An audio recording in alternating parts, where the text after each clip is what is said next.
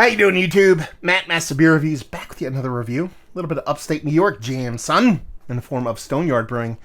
There's a price tag on this sucker. How about that? This is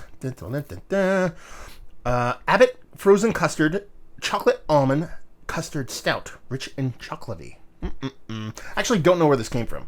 I assume this came from like Joe or Kyle from Beer Tube Palooza, but it might have came from Steven when I got a bunch of beers off him coming back from Vermont. I don't know. Whoever gave it to me, thanks, guys. I appreciate it.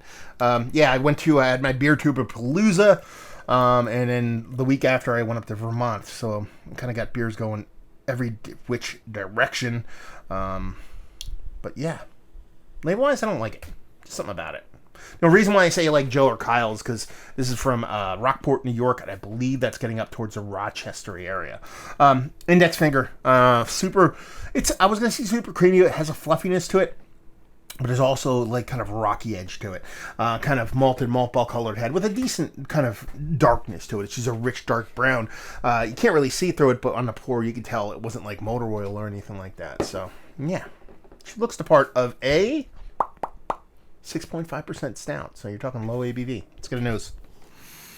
I mean, that smells like ice cream. That smells like an ice cream with an ice cream cone. So they're talking about a frozen custard. That kind of makes more sense because there was an added something to it, and it makes more sense. It's like instead of ice cream, a little bit more kind of rich, a little bit more custardy. So that kind of makes sense.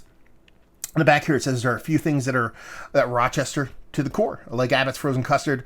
When Joe and Jay were enjoying beers at a backyard soiree, they knew a collaboration was in their future. The stout was born from that day. Smooth, chocolatey treat brewed with the same rich chocolate base used by us at Abbott's. Sit back, open a can, enjoy a true Rochester original. Cheers.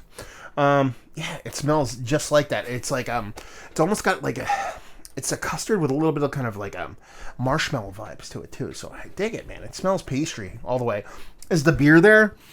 Yeah, a little bit of soft roasted malt, a little bit of nuttiness, kind of nutty character from malt. Done and done. Pastry all the way. Let's dive in. Cheers. That's tasty. It's tasty in a very adjuncty way because it comes off very much like an ice cream beer.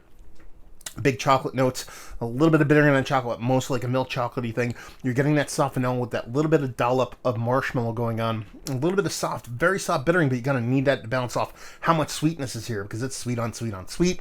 Decent mouthfeel, more porter than stout, but you're talking about 6%, so it's not like you're going to get something huge to begin with.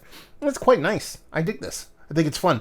It's a little heavy. Half a can might do me proper. I don't know if I could drink a whole can to my head. It might just kind of weigh a little bit too heavy on me, being how much it is a pastry beer. But I like it. Mouth feels nice. It's rich. It's creamy. It does remind me of kind of like a custardy ice cream thing. So that in of itself is super cool. I like it. I'm a fan.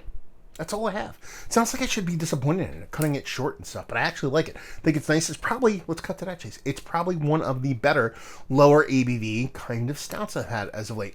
Kind of throwing this in the mix with a bunch of different lower ABV stouts. The King Should Have Fucked Mountain for me would probably be Gunner's Daughter. That beer is absolutely fantastic. I love it. I think it's even lower ABV than this. It has a little peanut butter going on it, but that's like my low ABV stout kind of awesomeness. Now, another brewery close to Rochester, Mortalis, they do a bunch of the lower ABV stout stuff that's absolutely fantastic. Is this up there with those guys? Maybe just a hair below, not far off, but those are the ones that really do it for me with others. But it's quite nice. I dig it. It's just a little bit too pastry and not enough stout. The beer is there, but it's definitely a secondary player based off the adjuncts. The other ones, they're more beer and then just above the adjuncts. And if that makes any sense, that kind of turns me on a little bit more. Value and availability, no idea. Maybe somebody out there, I assume this is, again, a Joe or Kyle thing. Let me know it's what. And leave you with, if you like what, will you like this? If you like pastry stouts, you want something in low ABV, and you dig on chocolate and custard and vanilla and all that stuff, this is going to do you proper. There you go. Another review in the books. Hopefully you guys enjoyed it. Down there if you want to talk about it. Massive Beers. If you want to check me out doing the social media stuff, Beer Massive. If you want to check me out doing the whole podcasting thing. And hopefully you guys enjoyed the review. Hopefully enjoying a nice little Stoneyard jam right now. And hopefully see you next time. Cheers.